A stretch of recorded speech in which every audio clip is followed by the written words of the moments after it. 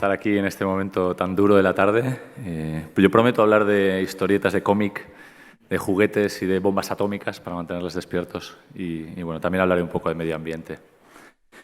Es para mí un inmenso placer, un gran honor y un reto estar aquí dando esta charla sobre medio ambiente y sobre la herramienta del registro de la propiedad.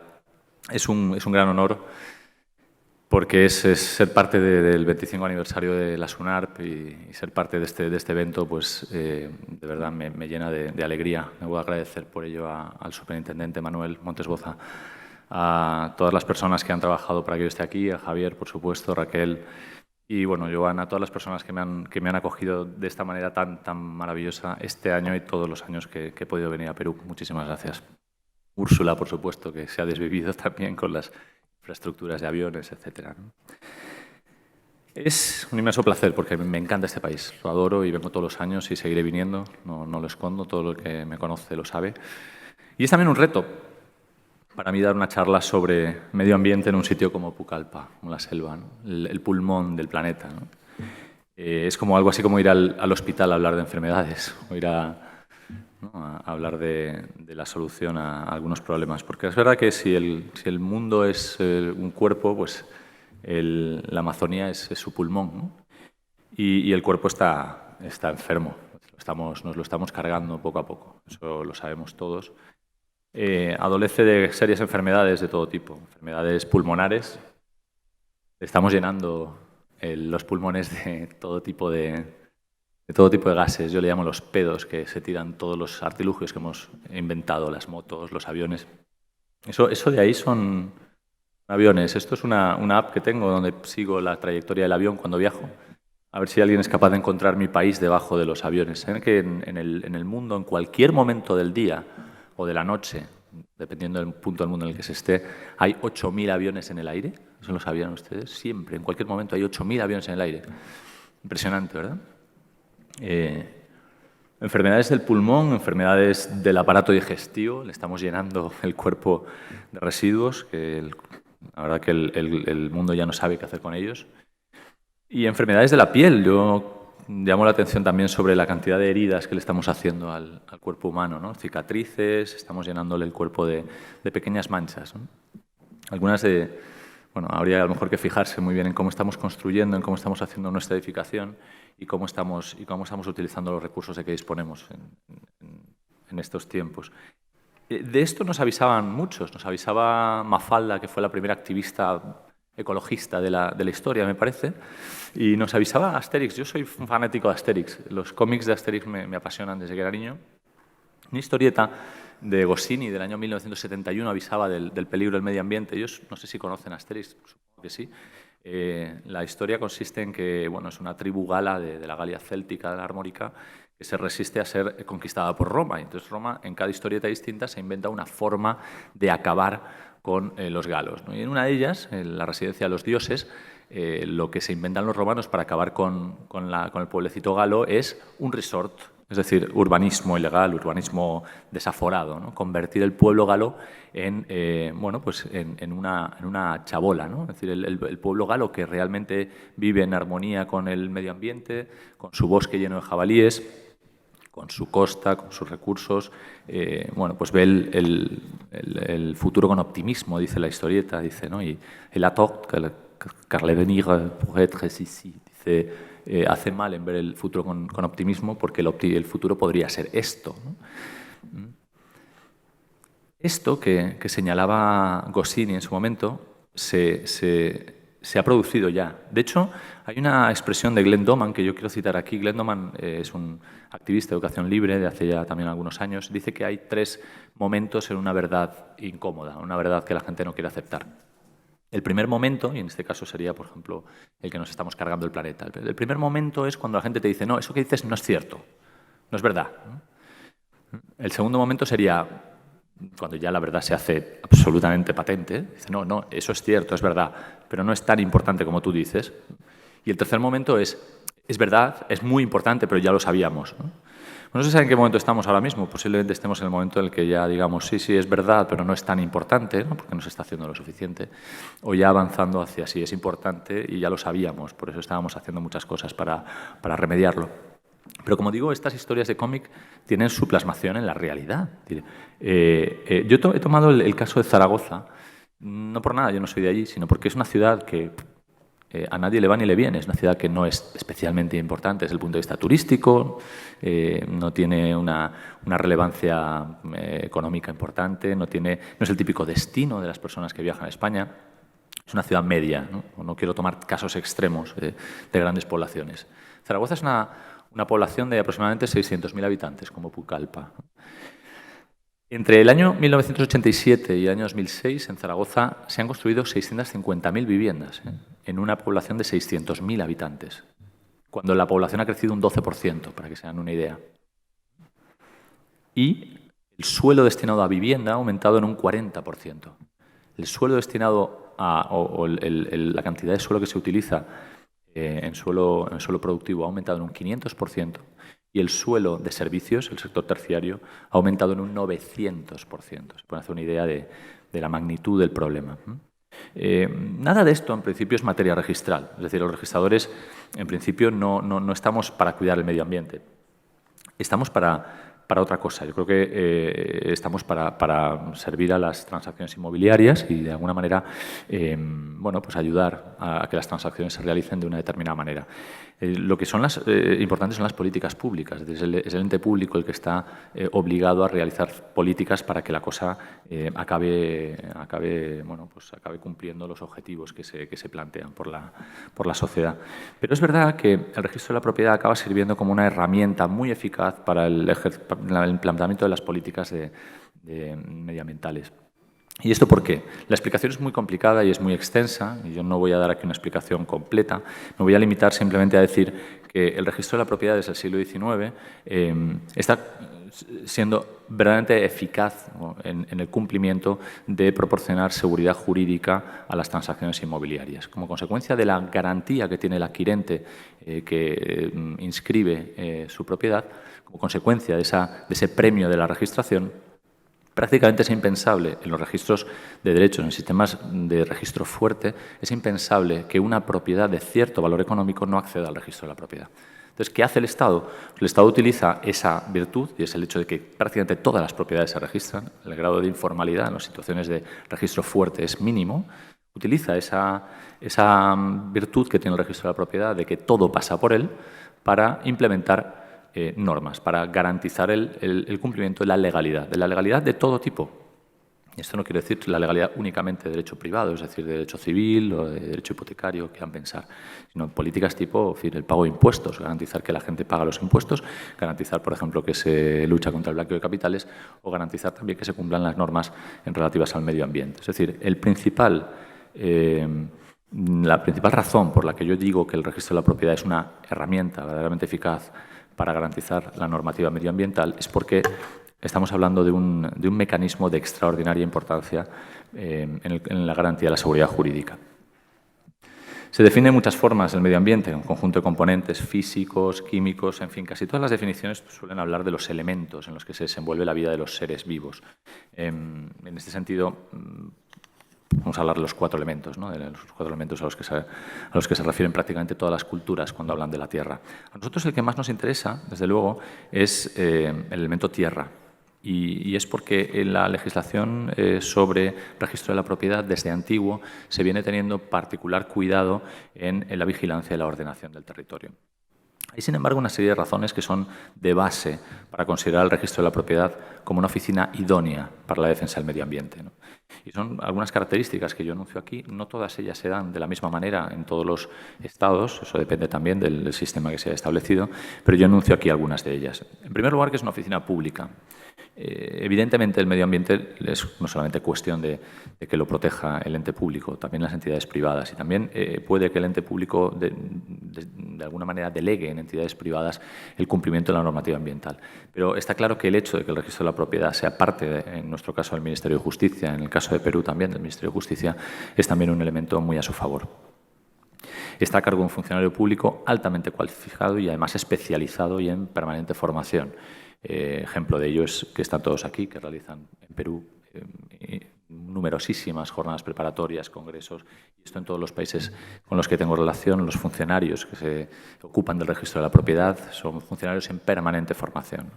Además, y estas son ya características que varían de un estado a otro, en general con cierta autonomía financiera, sea porque presupuestos que el Estado suele darle a las entidades como SUNARP o como el Colegio de Registradores por nuestra cuenta, vía formación de cuotas, etcétera, por otros mecanismos de financiación. Esa autonomía nos permite realizar determinados proyectos que al final acaban incluso siendo utilizados por el Estado, aunque no sean proyectos empezados o iniciados por ellos. Y luego otras características que son típicas también de los registros de la propiedad en todo el mundo, como la territorialidad, la descentralización y también la alta cualificación en el empleo de las nuevas tecnologías.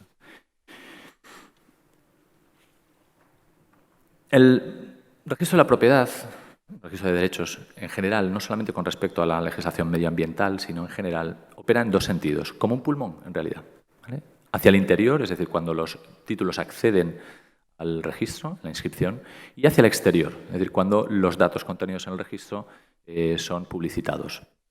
Lo primero se le denomina control de legalidad. Digamos que lo más importante de la inscripción es el control de legalidad que se realiza para que una inscripción pueda verificarse. Y hacia el exterior yo le llamo publicidad ambiental, aunque hay distintas formas también de llamarlo. En general, la publicidad formal no necesariamente tiene que ser publicidad ambiental, pero en lo que toca a nuestro tema yo me voy a referir a la publicidad ambiental o a aquellas manifestaciones de la publicidad formal que tienen que ver con la legislación ambiental. Empezaré por lo primero, el registro de la propiedad en su, digamos, fase de inspiración, si tomamos la metáfora del pulmón. Y aquí hay dos tipos de normativa también. Normativa específica de medio ambiente y normativa territorial, que es más típica del registro de la propiedad, o es más típica de la materia inmobiliaria, pero digamos que afecta indirectamente y no directamente al medio ambiente. Normativa específicamente ambiental es toda la que ustedes puedan pensar. Yo pongo algunos casos aquí, con la situación de normativa en materia de eficiencia energética, de residuos, consumos de agua, emisiones. En todos los casos en los que el Estado dicta una política pública, dicta algún tipo de norma en la que se impone a los interesados el cumplimiento de una serie de condiciones que van dirigidas a luchar contra una determinada lacra para el medio ambiente, en todos estos casos, cuando la materia tiene que ver con bienes inmuebles, es muy frecuente que el legislador introduzca una coletilla, que es que notarios en el momento de otorgamiento de la escritura y registradores de la propiedad en el momento de verificar la inscripción se asegurarán que se ha cumplido la condición impuesta por la norma. Esto nada tiene que ver, en principio, con la transmisión inmobiliaria. Es decir, una transmisión, una compra-venta, es perfectamente válida desde el punto de vista civil y desde el punto de vista hipotecario si se han cumplido los requisitos establecidos en el Código Civil. Pero el legislador, en muchísimas ocasiones, introduce esa coletilla y establece el efecto de cierre registral para todas aquellas transmisiones en las que no se ha verificado el cumplimiento de la normativa que impone. Por ejemplo, en el caso de la construcción de un edificio, la declaración de obra nueva, el cumplimiento de toda una serie de requisitos desde el punto de vista urbanístico, y además se establece que para que el edificio pueda inscribirse es necesario que se incorpore un certificado de eficiencia energética, que es ese certificado en el que un determinado técnico o una serie de técnicos dicen que el edificio cumple con toda una serie de normas que van a garantizar que el edificio es eficiente desde el punto de vista energético. De la misma manera, en emisiones de residuos, consumo inteligente de agua, etcétera. En todos estos casos, esta norma es vigilada por el registrador en el control de legalidad. El segundo tipo es normativa más específicamente inmobiliaria, y esta normativa tampoco puede decir que sea específicamente registral. Una vez más, estamos ante la herencia del hecho de que desde el siglo XIX el registro de la propiedad es utilizado por el Estado como mecanismo de control de legalidad. En toda la normativa sobre ordenación del territorio también es muy variable en los distintos estados, ¿no? Nosotros en España desde el año más o menos 50 hablamos de todas las normas relativas a la ordenación urbana como urbanismo y legislación agraria, que tiene también distintas facetas. También toda esta normativa se le llama normativa de ordenación del territorio. La normativa también de protección del dominio público, en muchos casos es normativa de derecho público más que de derecho privado, pero también cuando tiene una vertiente inmobiliaria es vigilada por el registro de la propiedad. ¿Qué es la ordenación del territorio? La ordenación del territorio es, como su propio nombre indica, que los recursos territoriales sean utilizados de una manera racional, que sean utilizados con coherencia, con una orden, con lógica. ¿En qué consiste en esencia? Bueno, pues que se construya donde se puede construir, que se exploten los recursos como se tienen que explotar y que no exista ilegalidad urbanística. ¿Cómo se ordena el territorio? Generalmente con el dibujo del territorio, ¿no? A través de, en el ámbito urbanístico, los planes generales de ordenación urbana, o como se le llame en los distintos países, pero en general es el dibujo del territorio y la determinación también de las áreas protegidas, parques naturales, parques nacionales, en los casos en los que existan, zonas de interés volcánico, en fin, es un etcétera enorme, no voy ni a enumerarlo. ¿En qué influye el registro de la propiedad en que el territorio no se desordene? Bueno, pues la legislación en los últimos tiempos, especialmente en los años 90 en España y en Francia y en Alemania, introduce toda una serie de disposiciones por las cuales estos procedimientos de ordenación del territorio tienen que tener en cuenta el registro.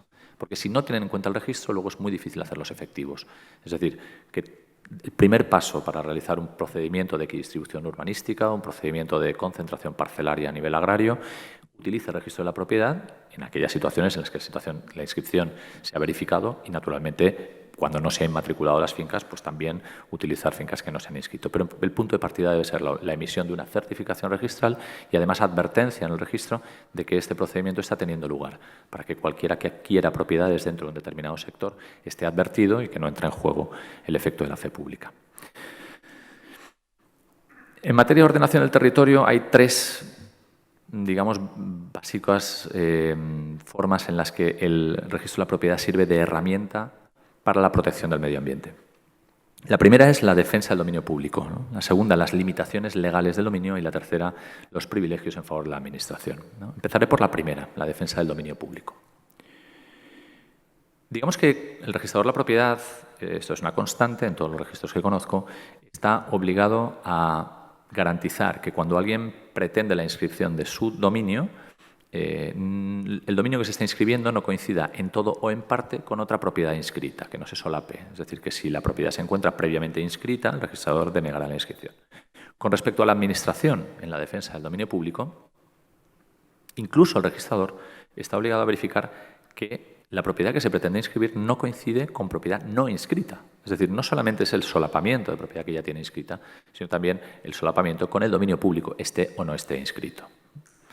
¿Cómo opera? Bueno, pues todos los, digamos, estados que conozco tienen una forma de delimitar el dominio público, ahí es muy variable, en algunos casos hay distintos grados de dominio público, distintas utilidades, el suelo protector, suelo, en este caso acabo de dibujar aquí el límite interior de la zona marítimo-terrestre en un espacio de costas, y, bueno, pues evidentemente de lo que se trata aquí es de que he hecho para atrás.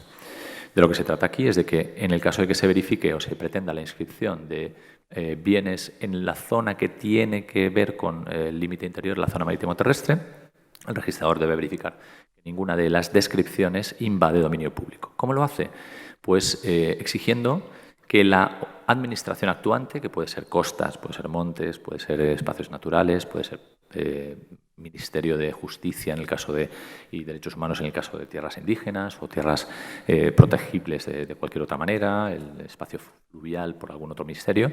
En todos estos casos, en el momento de verificarse la inscripción de bienes que lindan con dominio público o que están en zona que pueda ser afectada por dominio público, el registrador, al verificar la inscripción, exige que se otorgue, que se acompañe, se incluya dentro del título, una certificación expedida por la Administración competente en la que se dice que no se invade dominio público. Y sin esta certificación no se puede actuar.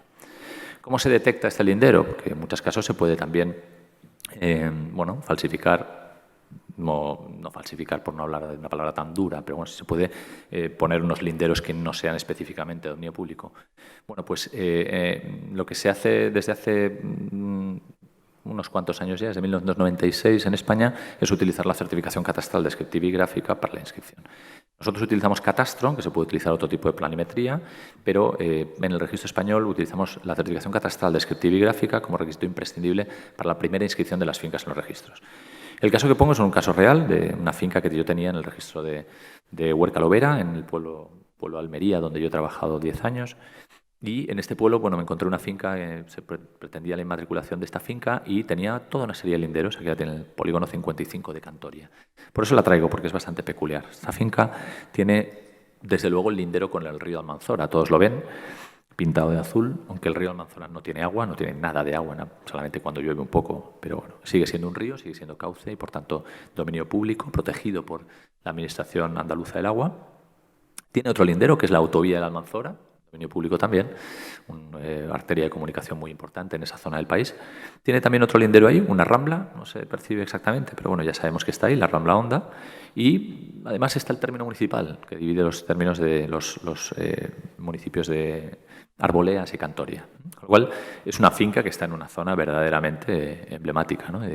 Como para tener cuidado. Entonces, ¿qué se hace? Pues se exige que el interesado acompañe una certificación catastral descriptiva y gráfica. Esto es en todo caso de inmatriculación, no solamente cuando hay lindero. Pero como en las inmatriculaciones las certificaciones incluyen una descripción de los linderos, en el caso de que nosotros detectemos este lindero, estamos obligados a exigir que junto con el título, es decir, incorporado a la escritura notarial, se acompañe una certificación del órgano a cuyo cargo queda la defensa del dominio público, en la que se diga que, no se invade, que tal y como se describe la finca y tal y como está catastrada, no invade dominio público. La certificación catastral, bueno, tiene una serie de componentes. Aquí ven el nombre y la identificación de la finca, la referencia catastral, el valor, etcétera. Lo más importante es la parte gráfica, porque es la que más, digamos, la que nos permite a nosotros detectar este tipo de particularidades en una inmatriculación. Y luego los linderos. Aquí los linderos, cada uno de ellos los pueden ver. La finca es la marcada en verde y alrededor la finca con la que linda. Y uno de los linderos, como ven, pues es la Agencia Andaluza del Agua. Finca 9001, que todas las fincas 9000, en concreto en Andalucía, son ríos. Con lo cual, ahí estoy obligado a exigir la certificación porque se trata de un lindero dominio público. Y esto no solamente con respecto a los ríos, evidentemente, costas, parques naturales, en fin, cualquier tipo de bien de dominio público que imponga la legislación. Además, bueno, la certificación catastral lo menciona así, también para que lo tengan en cuenta, viene siempre con un código seguro de verificación y nosotros las comunicaciones con Catastro las realizamos de una manera, bueno, por coordinación, a través de nuestras plataformas y bueno, de una manera lo suficientemente segura como para que no se traiga una certificación por el particular que podría haber manipulado o que podría no contener los requisitos de autenticidad necesarios. Bueno, pues ya está. Si la finca no linda con dominio público porque se incorpora la certificación correspondiente y la agencia que tiene a su cargo la defensa del dominio público me lo permite, pues yo practico la inscripción correspondiente y al mismo tiempo pues lo publico los edictos, etcétera, y comunico a quien corresponda. Esto es muy variable. Como digo, no todo el dominio público es igual en las legislaciones de los distintos países, incluso en mi país de las comunidades autónomas. Como saben, mi país funciona de una manera federal, de tal forma que tenemos 17 comunidades autónomas y, por tanto, 17 legislaciones de ordenación del territorio, al menos, porque también hay que sumar la estatal y la de 2 municipios autónomos. Bueno, pues en una situación como esta es lógico que existan diferentes tipos de suelo, incluso dentro del dominio público, diferentes requisitos. Bienes que se utilizan de una forma o de otra. Para que os hagan una idea, en la legislación canaria me parece que hay 11 o 12, creo, tipos de suelo diferentes identificados, ¿no? Ayer escuchábamos que algún conferenciante hablaba de, pues no sé, 6 o 7 situaciones. Esto se puede extender hasta el infinito, ¿no? En las costas, por ejemplo, hay dominio público marítimo terrestre propiamente, hay una zona de servidumbre de protección, hay una zona de acceso, hay zonas de retracto en las que no es imprescindible la certificación administrativa, pero sí la comunicación a la administración para que salga el retracto si le interesa, etcétera.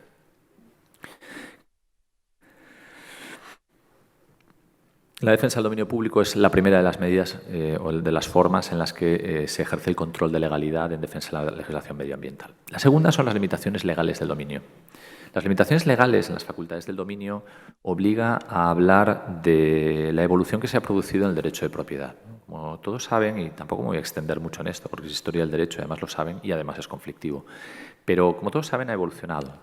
Antiguamente el derecho de dominio en el siglo I era un ius utendi et abutendi, es decir, un derecho absolutamente libre del propietario que tenía el derecho de hacer con la cosa lo que quisiera. Podía transmitirla, venderla, partirla, podía hacer exactamente lo que le viniera en gana, porque para eso era el propietario, el verus dominus. Tenía un poder casi absoluto sobre la cosa.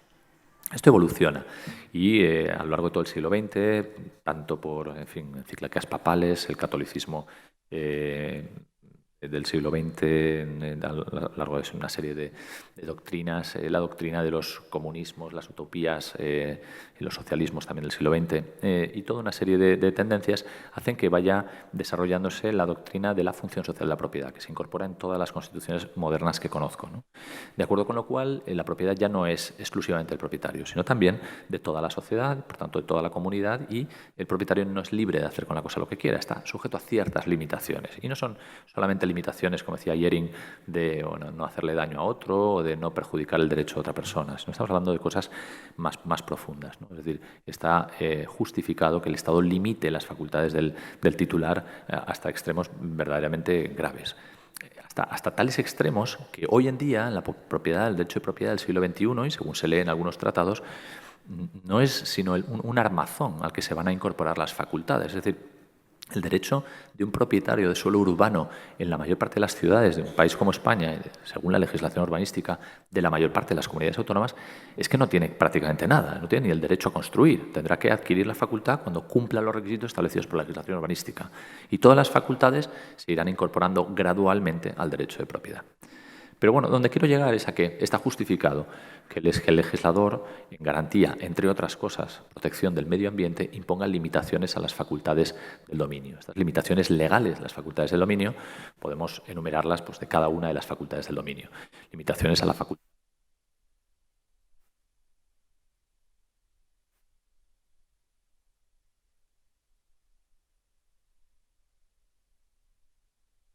de fragmentarlo, de dividirlo, de segregarlo, de realizar parcelaciones. Naturalmente, la facultad de destruirlo. Es decir, es una facultad que antiguamente existía. El propietario podía hacer lo que quisiera con su plantación o con su edificación. Ahora mismo, como digo, existen numerosas limitaciones a esta facultad. La facultad de disponer del bien, de transmitirlo cuando le venga en gana, y finalmente las facultades de elegir libremente a la persona del adquirente, ¿no? En todos estos casos, lo digo de manera genérica, aunque ahora voy a entrar poco a poco en cada una de estas limitaciones, porque realmente son las más importantes, es la forma más efectiva de protección de la legislación ambiental que existe en mi país, por eso quiero referirme un poquito más en detalle a ellas. En todos estos casos, la forma es la siguiente. Se exige en el otorgamiento de la escritura pública que se acredite el otorgamiento de la licencia que estuviera prevista por la legislación correspondiente. Es decir, no es el registrador el que va a vigilar que el interesado ha construido como debe. Lo que va a vigilar el registrador es que la administración correspondiente ha dicho que el propietario ha construido como debe, que tiene permiso para construir, para destruir, para fragmentar, etc.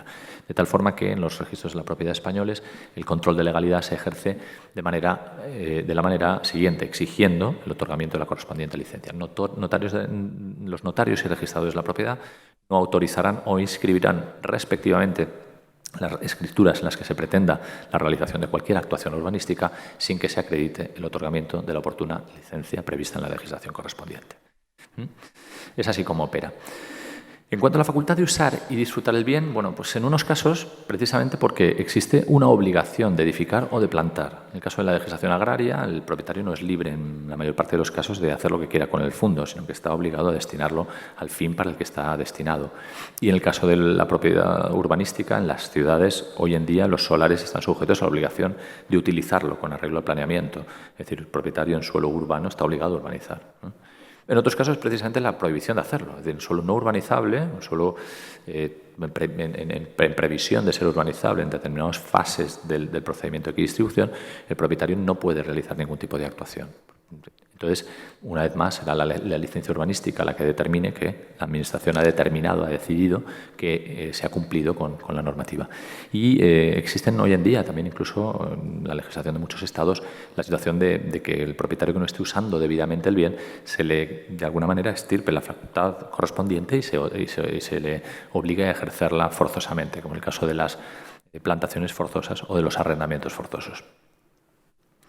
El caso de la facultad de dividir o parcelar es el también más utilizado, digamos, el que más problemas plantean en la legislación española, porque la parcelación urbanística es algo que, bueno, es tradicional en España. La forma de utilizar un bien por la mayor parte de los propietarios de suelo en las ciudades, pequeñas ciudades, en los pueblos, en los campos, etcétera, era realizar diferentes fragmentaciones del mismo, ir vendiendo lotes, ir lucrándose con ello, o bien en las herencias otorgar una parte del suelo a cada uno de sus hijos para que lo explote de la manera que quiera, o bien para que cada uno se haga su casa. Esta, digamos, tradición queda muy limitada a partir de los años 50 y completamente limitada a partir de los años 90 con la legislación urbanística y con la legislación agraria, estableciéndose unas unidades mínimas de cultivo por debajo de las cuales no es posible la fragmentación y unas unidades mínimas de edificabilidad o de edificación por debajo de las cuales tampoco se puede parcelar o fragmentar. Y al revés, en algunas situaciones se establece la obligación de hacerlo, es decir, la obligación de parcelar o de realizar una distribución del suelo de la manera que está establecida por la legislación, como es el caso de la concentración parcelaria, que es la manera en la que nosotros llamamos a la reagrupación de las tierras en aquellas situaciones de excesiva fragmentación, muy frecuentes en el norte de España, en los que se agrupa toda la tierra y se realiza una redistribución de las mismas, adjudicándole un lote parecido o equivalente, descontados los gastos de realización del expediente, o lo que llamamos procedimientos de equidistribución urbanística, compensación o cooperación, distintos previstos por la legislación urbanística, en los que también se agrupan los solares, se calculan los costes de la edificabilidad y se distribuyen estas costas y se realiza una redistribución del suelo con arreglo al planeamiento. En cuanto a la facultad de destruir, pues lo mismo. Es decir, antiguamente uno tenía una edificación y la podía demoler a voluntad, podía talar los árboles, podía destruir las plantas que estuvieran en su parcela. La función social de la propiedad viene limitando extraordinariamente este derecho. Hoy en día, para cualquier demolición, en mi país se exige licencia de demolición y particularmente grave es la legislación protectora del patrimonio cultural, en la que se exige además el cumplimiento de toda una serie de normas. No se trata solamente de que no se puede destruir la totalidad, sino que no se puede realizar ninguna reforma sin cumplir con la normativa relativa a patrimonio cultural. ¿Qué decir sobre montes protectores de utilidad pública o sobre todo parques naturales, etcétera? Aunque pueda en algunas situaciones concederse la posibilidad de dominio privado sobre algunas parcelas, en todos estos casos cualquier actuación sobre el bien, incluso actuaciones que vayan destinadas no a lucrarse, sino a lo contrario, están sujetas a vigilancia por la Administración. La facultad de disponer, bueno, muchísimas ocasiones la obligación de transmitir y en otras situaciones la prohibición de transmitir. Especialmente las prohibiciones de transmitir son utilizadas para garantizar los efectos de una equidistribución que se ha realizado por la Administración anteriormente, ¿no? En tierras, por ejemplo, procedentes de concentración parcelaria, de legislación urbanística y de expedientes de equidistribución. Y en otros casos, lo que hace la Administración es reservarse mecanismos de tanteo y de retracto. Bien la Administración o bien la legislación establece estos mecanismos de retracto en favor de colindantes o en favor de algunos organismos como las juntas de compensación, para que en el caso de que alguien pretenda transmitir, ese bien integre otro bien colindante y por tanto se aumente la capacidad de las parcelas y por esto se hagan estas más eficientes o más efectivas desde el punto de vista urbanístico o desde el punto de vista agrario. Incluyo una expropiación forzosa entre las limitaciones legales de las facultades del dominio, pero realmente va más allá. No es una limitación de las facultades legales del dominio, no es una limitación legal de las facultades del dominio. Es como el grado extremo y ya te quedas sin dominio, ¿no? Es aquella situación en la que la Administración pues, se queda con las parcelas o bien en ejercicio de un interés superior o bien por inacción. En algunas ocasiones la única manera de reparar un daño contra el medio ambiente, hablamos de urbanismo, de gestación agraria, de montes, etcétera, cuando la Administración no ha actuado a tiempo o cuando la actuación de la Administración no ha sido regular y así lo decreta un juez, es la expropiación. ¿Por qué? Porque en España rige el principio de que las actuaciones, incluso las de la Administración, tienen unos plazos de prescripción, de manera que si ha transcurrido el plazo previsto por la legislación urbanística para entablar un expediente de infracción, si ha transcurrido este plazo, el propietario no puede ser atacado por la Administración. En este caso, pues habrá que verificar la responsabilidad que ha tenido la Administración en no actuar a tiempo y se le caerá la sanción correspondiente al ente correspondiente, pero en cualquier caso el propietario queda en una posición casi de inatacabilidad y en este caso es necesario, si el daño es tan irreparable para el medio ambiente como para que la actuación deba retraerse al estado anterior, será necesario expropiarle. Hay algunos casos en Almería, en la provincia en la que yo estaba, hay un caso muy, muy conocido de un hotel que se construyó en pleno parque natural, es decir, con licencia, la licencia perfectamente regular y perfectamente legal, expedida por la administración correspondiente. Es decir, no hay ningún tipo de irregularidad, en principio, por parte del propietario del solar que decidió, del propietario del suelo que decidió pedirle a la administración licencia para construir un hotel. Y la administración actuó mal, pero actuó mal no en connivencia con el propietario, sino que declaró un tribunal que la actuación de la administración había sido injusta. El propietario dice, bueno, pero yo no he hecho nada mal, ¿no? De manera que, bueno, pues este hotel se encuentra ahora mismo en una situación un poco penosa de haberse parado la obra, etcétera, y va a ser necesario expropiar al interesado pagándole el correspondiente justiprecio, ni qué decir tiene, porque si el interesado pidió todos los permisos y siguió con la legalidad correspondiente, pues no tiene la culpa de que este hotel finalmente haya sido declarado ilegal por sobrevenida ilegalidad de la licencia. En fin, situaciones se dan hasta el infinito y sería muy interesante entrar en muchos casos concretos, pero no hay tiempo y bueno, debo avanzar a otras situaciones. La tercera de las maneras en las que se ejerce el control de legalidad por parte del Estado, yo le llamo privilegios en favor de la Administración, realmente es un cajón desastre donde incluyo toda una serie de privilegios en favor de la Administración. Uno de ellos es la inscripción obligatoria de los bienes demaniales y patrimoniales. Esto es una medida que se establece en la Ley de Patrimonio de las Administraciones Públicas en mi país en el año 1990 y su grado de cumplimiento ha sido mínimo. Es decir, las administraciones públicas no han inscrito sus bienes. La mayor parte de ellas porque es una labor técnicamente muy compleja y que requiere una enorme cantidad de dinero porque hace falta hacer planimetrías, mediciones, etcétera. Y en otros casos, simplemente por dejadez, debo decir que en esto mi país es bastante incumplidor. Las administraciones públicas tienen un poco la sensación de que no inscribir, como van a estar protegidas igualmente, especialmente en lo que se refiere al dominio público, por la medida que antes vi, la protección del dominio público que ejerce el registrador, incluso en bienes no inscritos, pues no han sentido la necesidad de inscribir sus bienes y el grado de cumplimiento de este privilegio ha sido mínimo. La segunda es ser notificada. Hemos visto que antes, cuando se pretende la inmatriculación de parcelas en el registro de la propiedad, es necesario que el ente correspondiente, el ente a cuyo cargo queda la protección de los bienes de dominio público, expida una certificación antes de inscribir con carácter previo, pero también en otras situaciones no es necesario esta certificación, por ejemplo, en segundas y posteriores transmisiones de bienes, es decir, no en inmatriculación, o en aquellas inmatriculaciones en las que el bien no se encuentra lindando con dominio público, aunque se encuentre en una determinada zona, ¿no? En estas situaciones se establece la prerrogativa en favor de la Administración de ser notificada. Uno de los casos es el caso de las declaraciones de obra nueva por antigüedad. La Administración tiene derecho a que en aquellas situaciones en las que se declara que una obra no se está construyendo ahora, sino que ya se ha construido y ha transcurrido el plazo previsto por la legislación urbanística para incoar el expediente correspondiente, en estos casos la Administración debe ser notificada.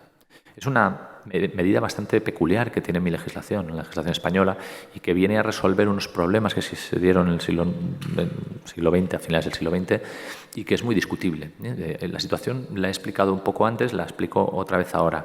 En la situación en la que un propietario decide construir y no pide permisos para construir y lo hace, de alguna manera saltándose la legislación correspondiente, si la Administración no actúa dentro de determinado plazo, en la mayor parte de los casos es 4 años, en los casos es 5, si la Administración no actúa dentro de determinado plazo, esa obra prescribe, de manera que no es posible proceder contra el particular. En estas situaciones es posible inscribir y esta inscripción se declara la obra nueva diciendo que con un certificado técnico que esta obra tiene más de 5 años de antigüedad, o 6 años de antigüedad, o 7 años de antigüedad. Y en estas situaciones lo que hace el registro de la propiedad por disposiciones establecidas en el reglamento hipotecario es notificar a la Administración correspondiente. Y entonces la Administración nos dice o bien que sí ha incoado el expediente pero que no lo ha anotado en el registro y por tanto no sabemos nada de ese expediente, pero ese expediente se ha incoado, o bien que efectivamente no se ha incoado el expediente y que nada puede hacer contra el particular porque efectivamente da por buena la situación de prescripción de la infracción urbanística. O bien no hace nada en absoluto, que también se da en muchos casos. Los administraciones directamente reciben la notificación y no comunican nada.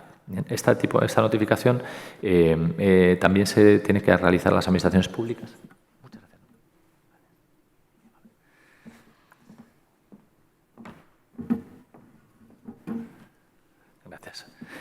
Estas notificaciones también se tienen que realizar en declaraciones de obra nueva en segundas y ulteriores transmisiones, en los casos en los que se practican las obras en situaciones de lindero. Como decíamos antes, cuando el lindero con dominio público se pretende la inmatriculación, es necesaria la certificación, pero si no es una inmatriculación de la primera inscripción de las fincas en el registro, sino que es una segunda o ulterior transmisión, en estas obras también es necesario realizar una notificación. Muchas gracias. Bueno, las notificaciones realmente se realizan con una base gráfica. Nosotros pedimos explicándole a la Administración que se ha pretendido la declaración de una obra en una determinada situación, que como linda manifieste lo que le parezca.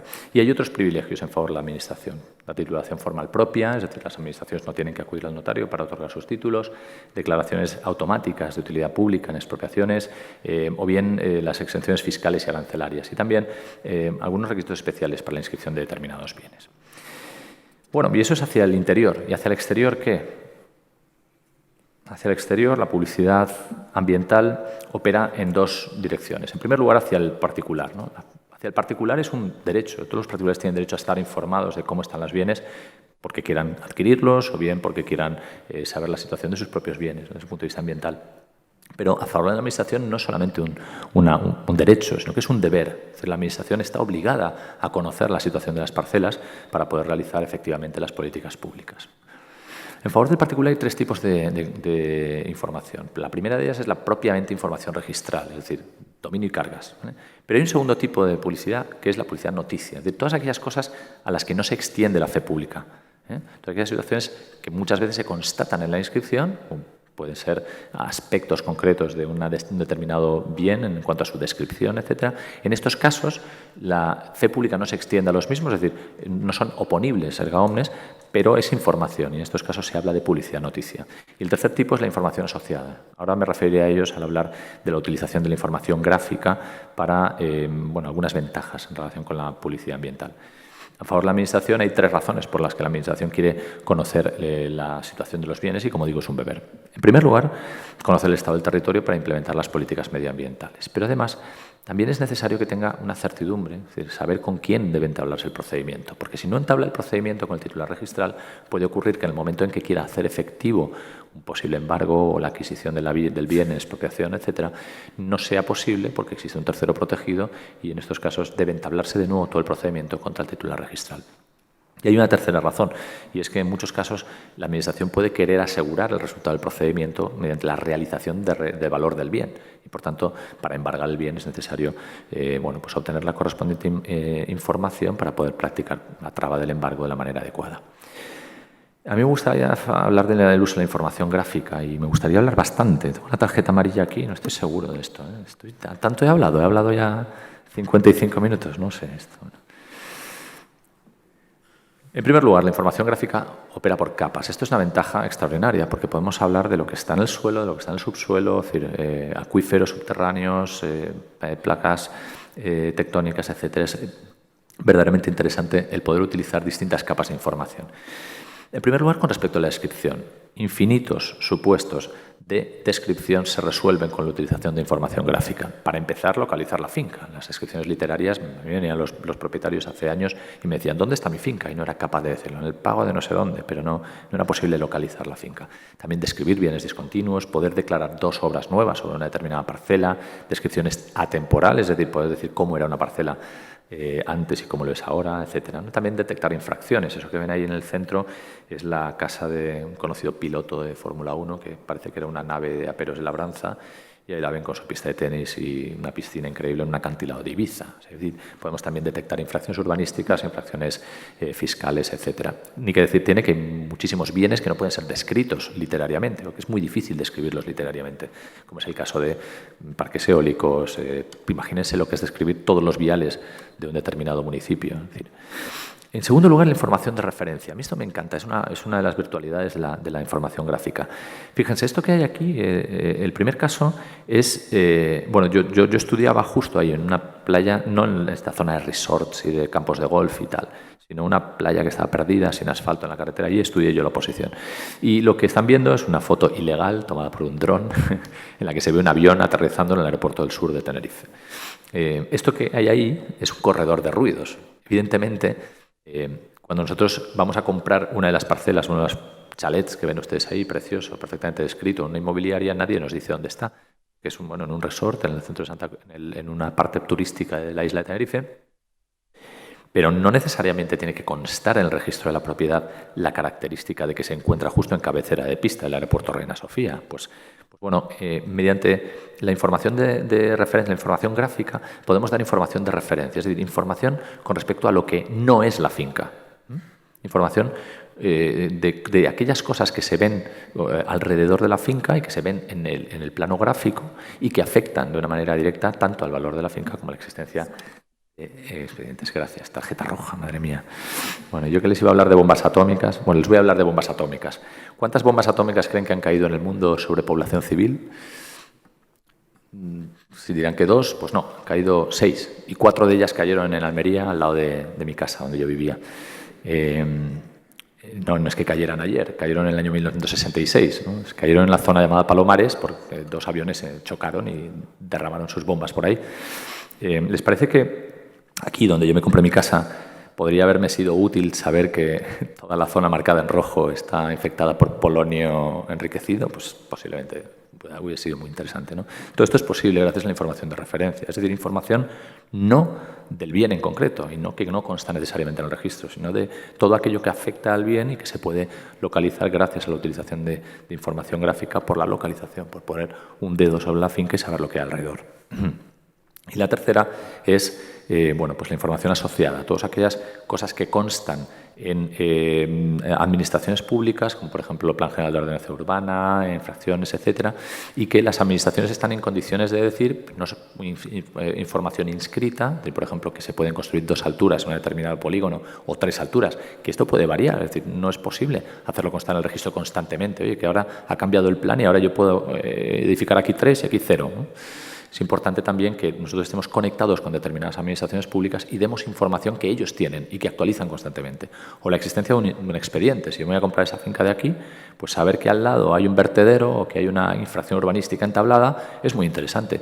¿Por qué no es información registral? Bueno, pues porque el expediente se puede directamente sobreseer por la Administración y en ese caso pues no será información registral, es información que va y viene y que son las administraciones públicas las que la tienen, las que son responsables de ellas y el registro por interconexión o por intercomunicación puede darla.